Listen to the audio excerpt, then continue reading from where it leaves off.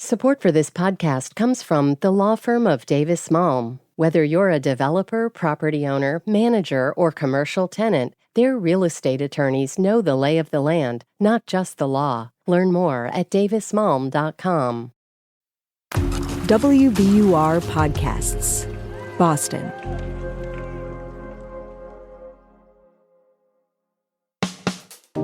I'm Daryl C. Murphy, and you're listening to The Common.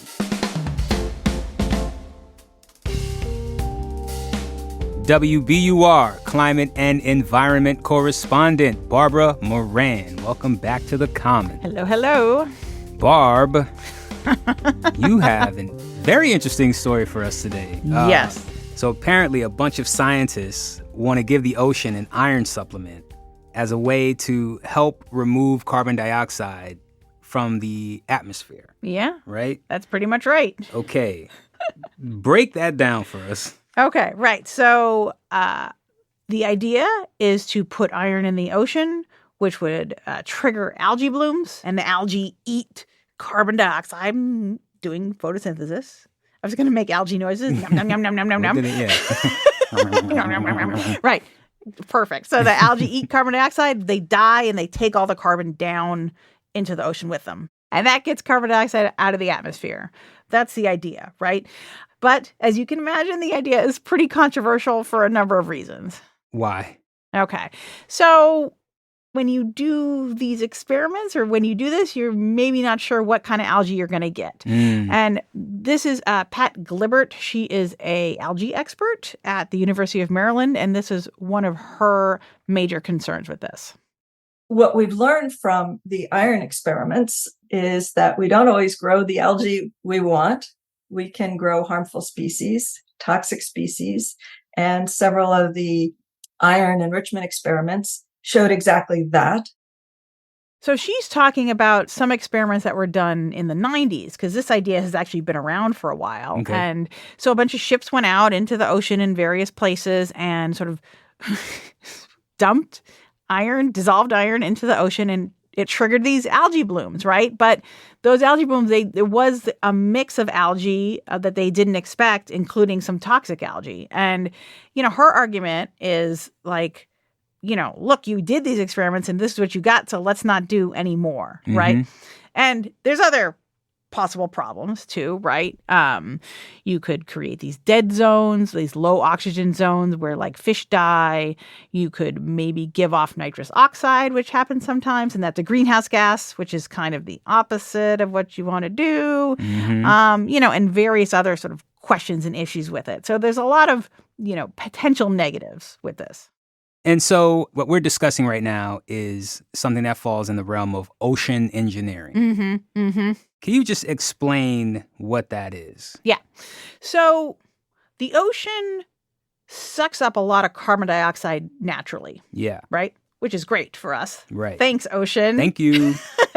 So the idea of ocean engineering is tweaking with the ocean's chemistry or biology in a way that would make it suck up more carbon dioxide. How did you come to this story? I understand you talked to some scientists who were actually from the Woods Hole area, which is not far from here. I was at this huge climate change conference in December, and I was at a symposium, and these two really big shot scientists were talking about this, right? One from Scripps Oceanographic and one from Woods Hole, these two like powerhouse institutions. And I was like, oh my God, they're actually talking about this. Like, seriously, I can't believe I'm hearing this. So I talked to both of them after, and I talked to Ken Bissler, who is this scientist at Woods Hole, very like conservative, very, well-respected, not nuts. And I sat down with him. I'm like, this idea sounds wacko. So why are you even considering it? And here's one thing he told me. I think I was more cautious 20 years ago before it became so obvious that this planet's on fire. Literally the wildfires, the people dying from heat, the increase in storms and their intensity. So doing nothing is really not an option for me anymore.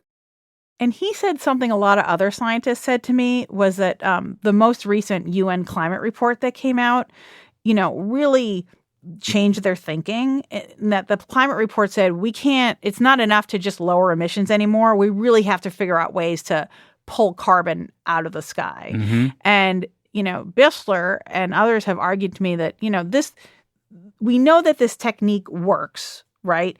So why not investigate it? Why not do some experiments and figure out how well it works, if we might be able to do it safely, get some sort of ethical guidelines around it, and just take a closer look at it because we're going to need something. Mm-hmm. So walking away from that conversation with Ken, what were you thinking? I told him flat out, I'm like, okay, I thought this was nuts, but now I see where you're coming from, right? I mean, I think the climate crisis is getting dire, right? And it's going to get, kind of bad in the next 10 years or so. And people are going to be looking for ways to really affect climate change quickly, really draw down carbon quickly. And in a way, it's better to have some understanding of how this might work so we know the pros and cons, or we know that it won't work, right? We know that something else might work better. So what does this next step of experimentation look like? Right. So right now, the scientists I've been speaking to have funding to start planning for experiments. And they are hoping to do field experiments sort of out in the ocean as early as next year, if they can get funding. That's not a definite, but I am fairly confident that they will be going ahead with experiments in the next couple years, if they're not blocked somehow. There have been other sort of attempts at climate engineering that have been stopped by towns or cities or countries out of concern with tinkering with the environment. So there could be something that stops it, but I don't know. Mm-hmm. There's also the fact that for-profit companies are interested in these experiments. Am I correct? Yeah, that's exactly right. And I think that's another really compelling argument for the scientists to do something, right? Because, as Ken Bissler and other scientists told me, there are already for-profit companies planning to do this or already beginning to do this or similar ocean engineering things, cash in on the carbon credit market, right? Real quick, can you explain the carbon credit market? So I don't know if you've ever flown recently and, you could buy it, when you buy your ticket, it's like, oh, offset your carbon. You could pay $80 here. So there are all these places that you can pay to offset your carbon by doing something like planting a tree. And so it's a very profitable market, very poorly regulated, very fishy, right? Lots of people trying to get into it to make money. And this experimentation with iron in the ocean is could possibly be another avenue for that. Absolutely, yeah. And so the scientists argue, look, there's already this commercial interest in this. And so wouldn't it be better if we had some actual scientists doing some research that was open to the public, and then we would have some clue whether or not this is going to work, because people are going to go out and do it anyway.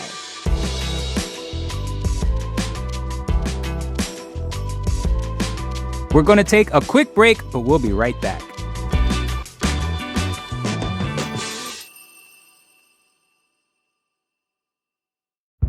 Did you kill Marlene Johnson?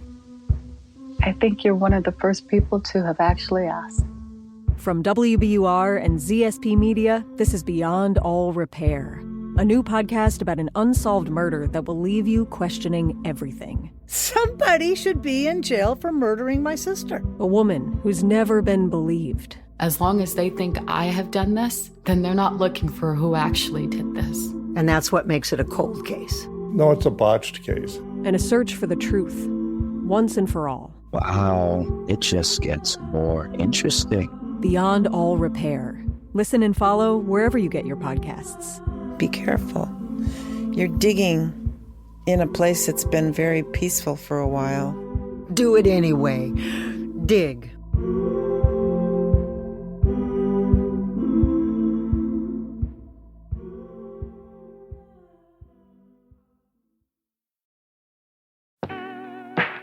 And we are back with more from Barbara Moran. I have another question here about us folks here in the Boston region, right? These experiments are not happening here yet. Right. Right? Correct. How can this affect us? Yeah. To be clear, like the places they're talking about doing these iron experiments are sort of far away from Boston. But that doesn't mean it's not important to us. I would argue that it's like really important Yeah. to us. I mean, we're a coastal city. Yeah. We're a coastal city. Things that happen in one part of the ocean go to other parts of the ocean, right? Mm-hmm. It's a very dynamic system. It's all interconnected. And I think as a coastal city, as people who make a lot of living from the ocean, and just people who are thinking about what the ocean might mean for climate change going ahead, we need to be thinking about these things. Mm-hmm.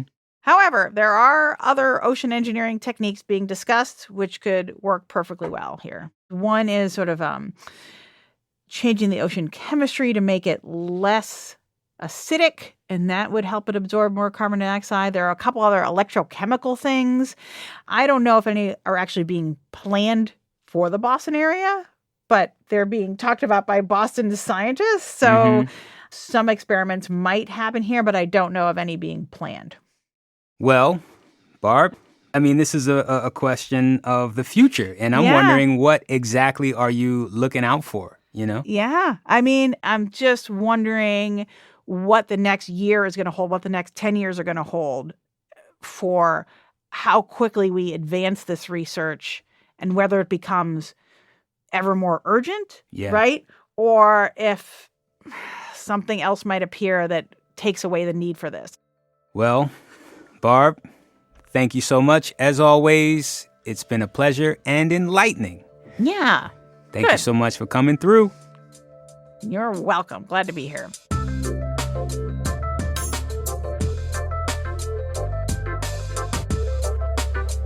That's WBUR climate and environment correspondent Barbara Moran.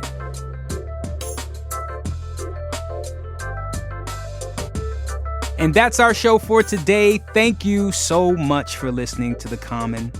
Folks, if you like what you're hearing, please go to wherever you listen to podcasts, especially Apple or Spotify. Rate and review us. It would be a huge help. Thank you to everybody who already has, and thank you to everybody who's doing it now. And if you want to get in touch with us, hit us up on Instagram at WBUR The Common, or send us an email at thecommon@wbur.org. I'm Daryl C. Murphy, and I will talk to you tomorrow.